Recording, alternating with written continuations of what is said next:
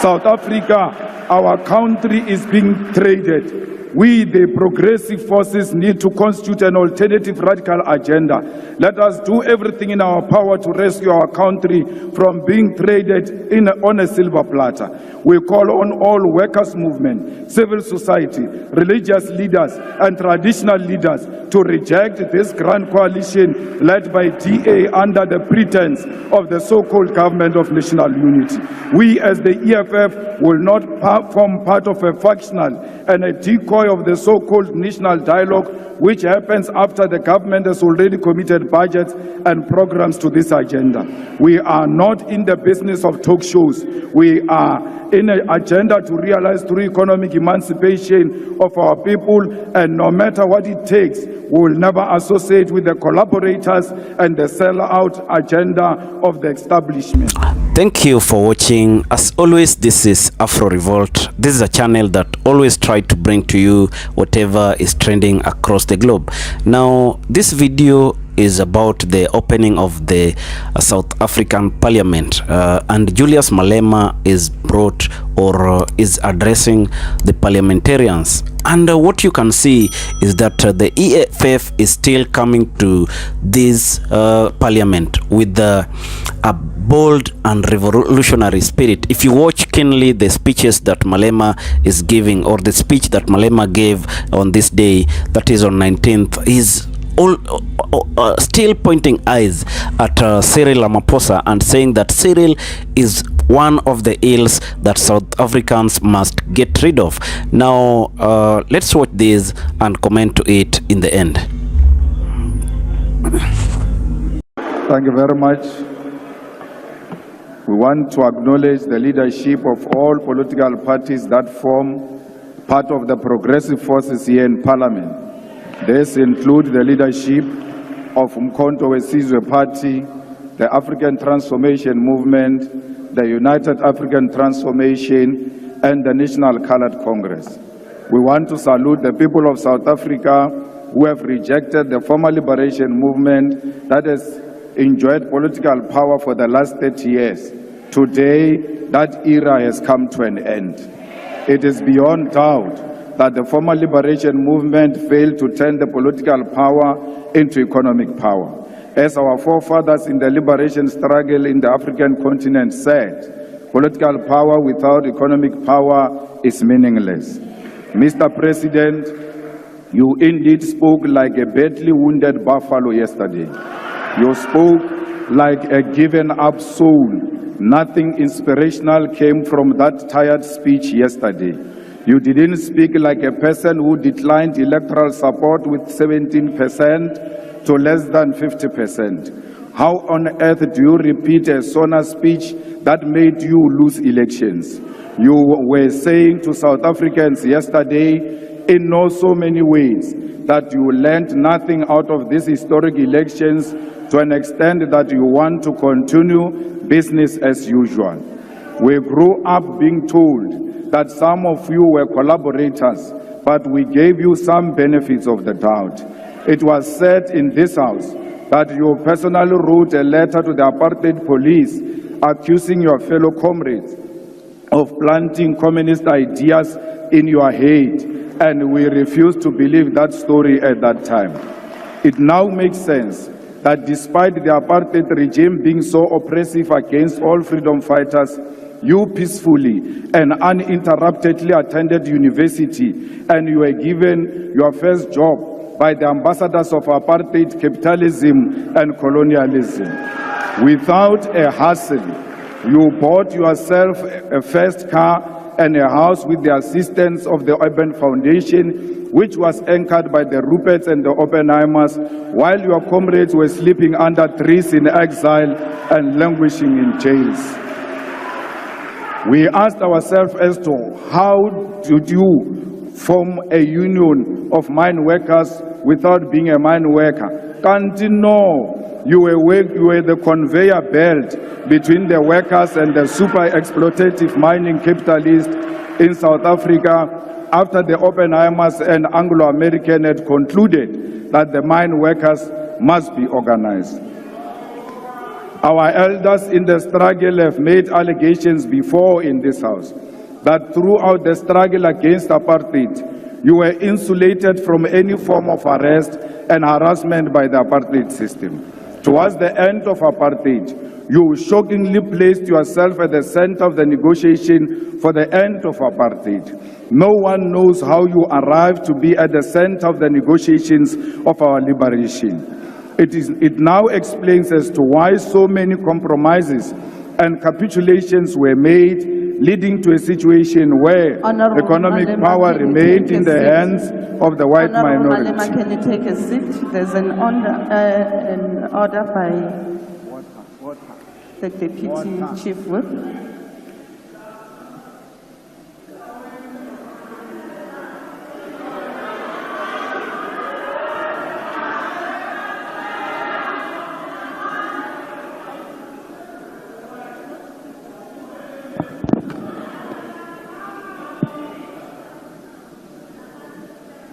Honorable Chairperson of the NCOP, you instructed that the Honorable member, Honorable Malema, must sit down before I raise my point of order. Honorable House Chairperson,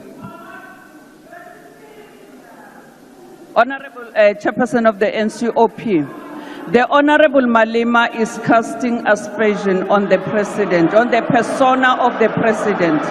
Can he please bring in a substantive motion to support his statements that he's making in the House? Thank you. Thank you very much, Honorable Chief Whip. The order is sustained. Rules does make provision that if the member imputes improper motive against another member, you may do that by way of a motion, and therefore that has to be substantiated. And therefore, Honorable Malema, can you then proceed with your speech? I see there's another point of order that's been raised on DA. Withdraw what? Thank you, Madam House Chair. Madam House Chair, I rise on a point of order in terms of Rule 92.10, which indicates that when a point of order is raised during the debate, the member called to order must resume his or her seat, and after the point of order has been stated, the presiding officer by the member raising it, the member raising the point of order must likewise immediately resume his or her seat when she has concluded his or her submission. Madam House Chairperson, can I just get clarity on the fact when the Deputy Chief Whip of the ANC raised the point of order, the member at the podium remained standing, and I would just like your ruling on that. Thank you. Honorable Malema, we have requested that you take your seat, but despite that, thank you very much. As I have ruled on the previous order, that was raised by the Chief Whip, Honorable Malema, can you take your podium and apologize on what you've just said?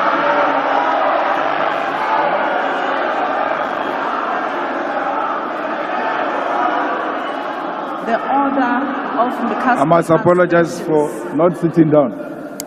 Can you take your seat, Honorable Malema? The order was raised with regards to casting aspersions on the President. Can I be allowed time, honorable members? I will then allow you space. Order, honorable members. The order was raised with regards to the honorable member casting aspersions on the President, and accordingly, honorable members, can you please take your seat? I have not recognized you, Honorable Shivambo. Can you please take your seat? I have not concluded.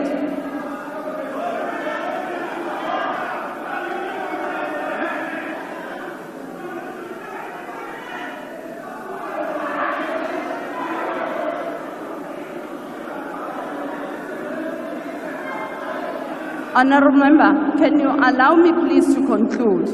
Honorable Malema, you can take the podium, but please, can you please withdraw or rather not repeat what you have said earlier on as you proceed with your speech?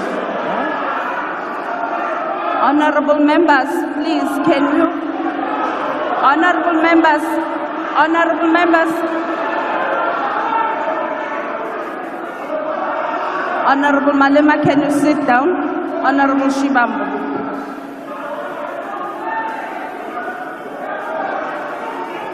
On a point of order, House Chair, we are going to forgive you because you are new, you don't know the rules of this parliament. When a point of order is raised, you must specify the rule and the specific sentence or a phrase that you say this is a violation of the rules of the National Assembly.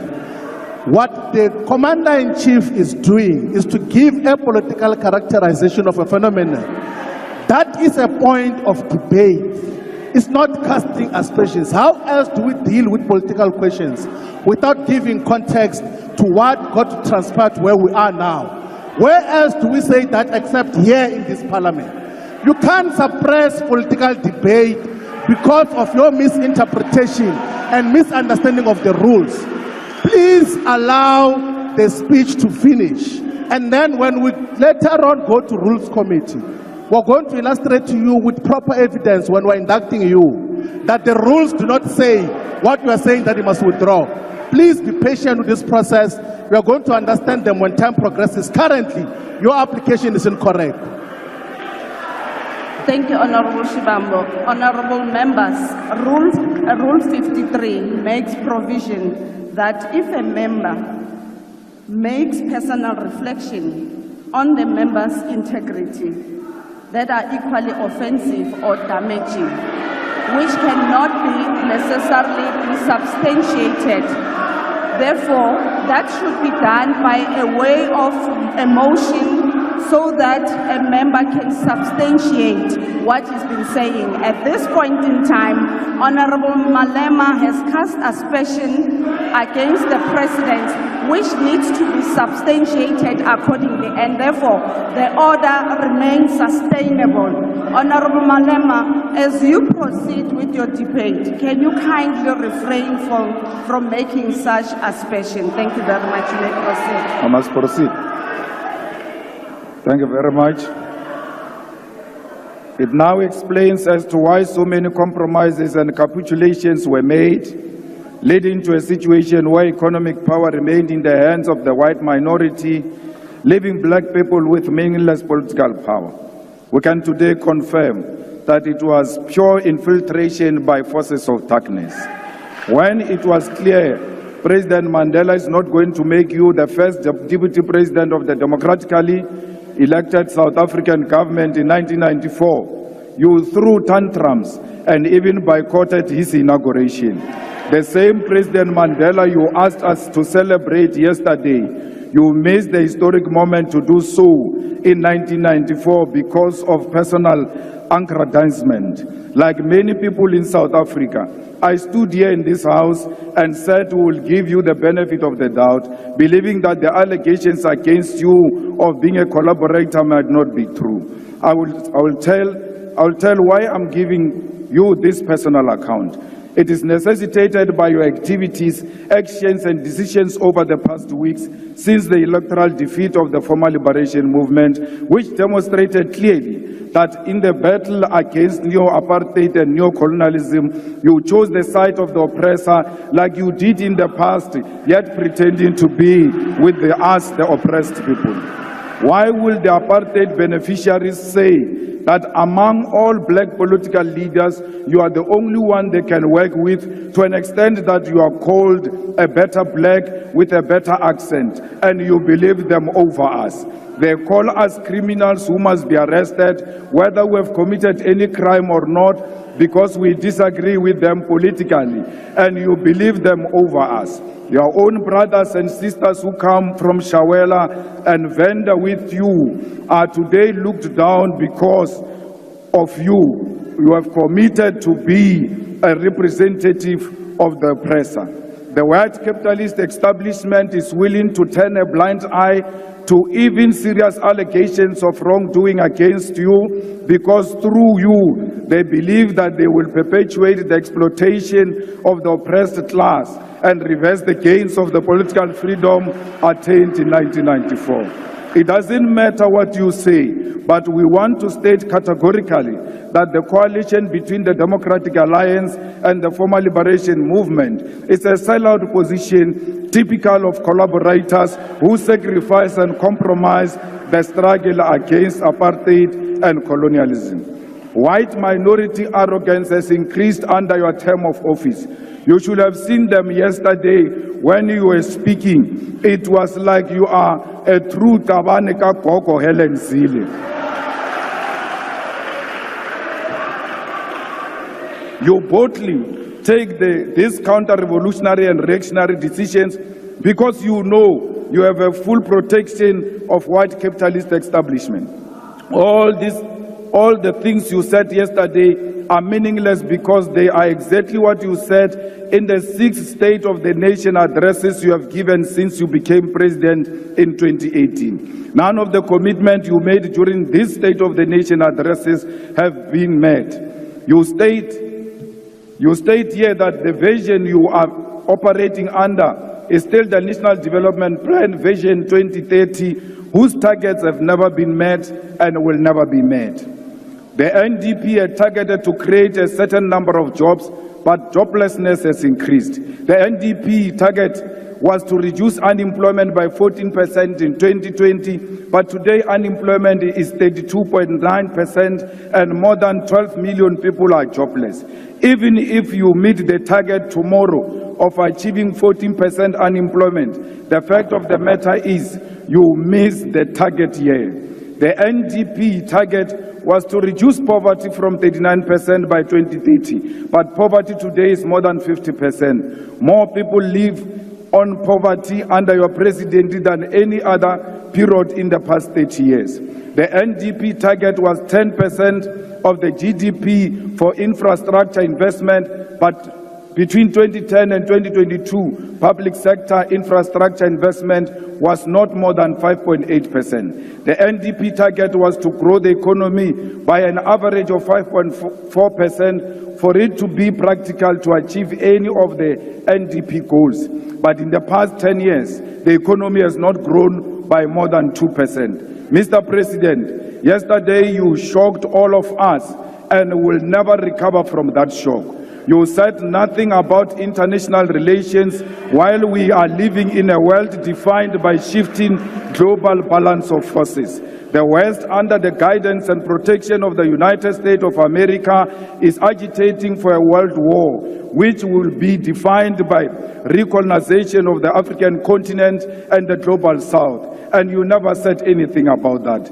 There is an ongoing aggressive war by apartheid Israel over Palestine, and you never said anything about that because your coalition partners are all fanatics of a Zionist apartheid Israel. Shame on you that you said nothing about the genocide committed right in front of us because Rramaphosa. You chose glory over the dying children and women of Palestine because you are scared to offend your coalition partners. President Mandela, a close friend of President Arafat, who you said we must celebrate yesterday, should be turning in his grave. The trade embargo against Cuba is still intact, and despite the fact that Cuba played a role in the struggle against apartheid, you never said anything about that. There is instability in the Democratic Republic of Congo, and South African soldiers are dying in that war, and you never said anything about that. There is a real threat of instability in the entire SADC region, and you never said anything about that. There is loss of life in South Sudan, but you had nothing to say about that. The BRICS Forum has been joined by additional countries such as Saudi Arabia, Ethiopia, Egypt, Argentina, Iran, and United Arab Emirates, and you never said anything about how South Africa should maximize these strategic relations to grow the economy.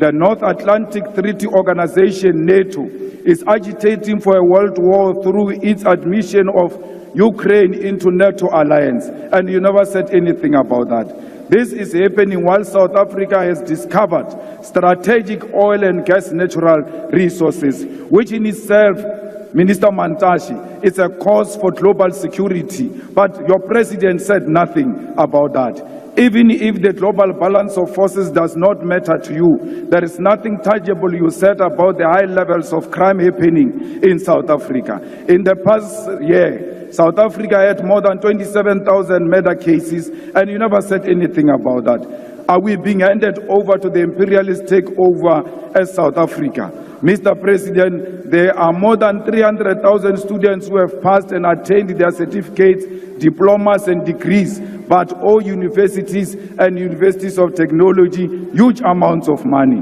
We must cancel student debt and introduce free decolonized education now. You claim to have created 2 million jobs through your presidential employment stimulus, but there are no additional 2 million jobs that were created since you took office in 2018. And if you want to argue this point, go and argue with Stats SA. Another issue we need to highlight is that Kusile Power Station added an additional 800 megawatt into national grid 2 weeks ago. You never mentioned anything about that. Instead, you chose to mention 256 megawatt of unreliable energy by independent power producers, which was plugged into the grid in the Northwest Province. This is an evidence that in addition of selling fictional buffaloes at Palapala, you are also a salesperson for independent power producers. These independent power producers were at the center of why South Africa experienced perennial load shedding for years until 2 months before the elections.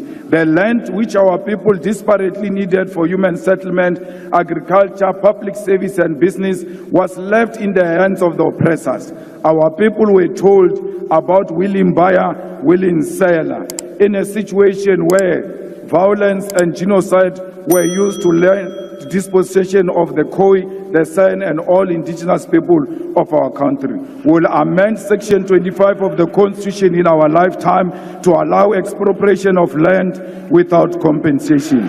South Africa, our country is being traded. We, the progressive forces, need to constitute an alternative radical agenda. Let us do everything in our power to rescue our country from being traded on a silver platter. We call on all workers' movement, civil society, religious leaders, and traditional leaders to reject this grand coalition led by DA under the pretense of the so-called government of national unity. We, as the EFF, will not form part of a factional and a decoy of the so-called national dialogue, which happens after the government has already committed budgets and programs to this agenda. We are not in the business of talk shows. We are in an agenda to realize through economic emancipation of our people, and no matter what it takes, we will never associate with the collaborators and the sell-out agenda of the establishment. Nonyana paku paku ibiali leti arichushike marwa utabusile muthu wa ba le matric wo asankang aba subjected to a peer review comes here and calls us VBS looters. I understand the mind of a rat will not comprehend that is actually sitting with VBS looters themselves in the government of national unity. The same matriculant is a beneficiary of the loot of 20 billion of Steinhoff that was invested by public investment, by PIC. No amount of nonsensical threats of arrest can silence us. Not even death can silence us, because Mama Winnie Madikizela Mandela's voice has multiplied. Ours is a generational mission. We shall overcome. Victory is certain. We want to tell you now, your days are numbered. Thank you very much.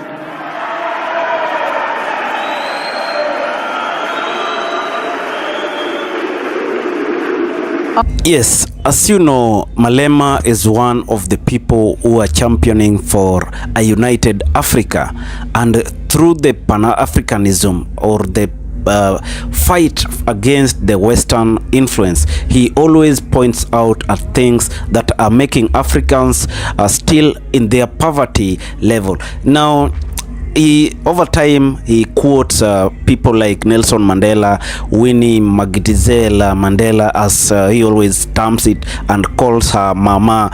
So Rramaphosa, or rather Malema, has built the revolutionary spirit that the likes of Mandela had, and is trying to tell the whites that you got us here in South Africa, and you want to rule us. What makes Malema so furious even after election is because of the coalition that Rramaphosa entered with the DA, that is the Democratic Alliance, that was headed by a white. So he says that this South Africa, from the name Africa, this is meant to be a black nation. Why do you have to enter into coalition or a bond with the whites and seem as if South Africa is partly governed by the whites? And this is a question that still rings in the minds of many South Africans, because they underwent very difficult moments during the apartheid. You remember how apartheid system was, whereby Africans were meant to achieve certain level of healthcare and even education. They were not allowed to intermingle or go in the same health facilities, education centers, even in the market centers that the whites used to go. So this is something that has always built or created a rift between the revolutionary spirits and those who still act as the puppets of the whites. So Malema is one of the persons who doesn't or has never accepted that the whites are part of South Africa. He feels that this is not how it should be. These people should compensate us on the land that they grabbed from us. The land they are occupying does not belong to them. Those lands, they took them by force, and they should leave and compensate South Africans. Or if they don't leave, they should bring the value that that land has to the natives of that land. Now, this is a question we have to ask ourselves. The colonies did lots of ills to Africans, but they still walk free. They have never compensated Africans. Why would we undergo such an instance whereby even our morals were subjected to very harsh conditions, and we've lost even our culture because of the whites? How will we live with this in our minds? Are we to be compensated? Should they compensate us so that we forget or forgive and forget? Because as it stands, we still see that all our ooze is because of the kind of situations that the whites subjected us. This is a conversation that many have carried out, because we need a free Africa. We need an Africa that can stand on its knees. We need an Africa that is proud of itself. We need an Africa that is even among the superior continents. We don't want to be seen as inferior beings. So this is for the blacks. We have to stand up against impunity. We have to tell our leaders, this is what we need. Just as the Kenyans are currently leading a revolutionary spirit, this is the moment for Africa. Africa has to rise beyond oppression. Africa has to be great again. Africa is the cradle of mankind. Africa is home. Let's make Africa great, and this is the spirit that Malema always shows. Now hit our comment section and tell us what you think about this, and also do not forget to subscribe. Through your subscription, we'll always have a continued engagement, because we are here to teach one another. We want to know, where are we as Africa? Where are we globally? Are we headed in the right direction? That's what we need to achieve. Now, thank you and may God bless you.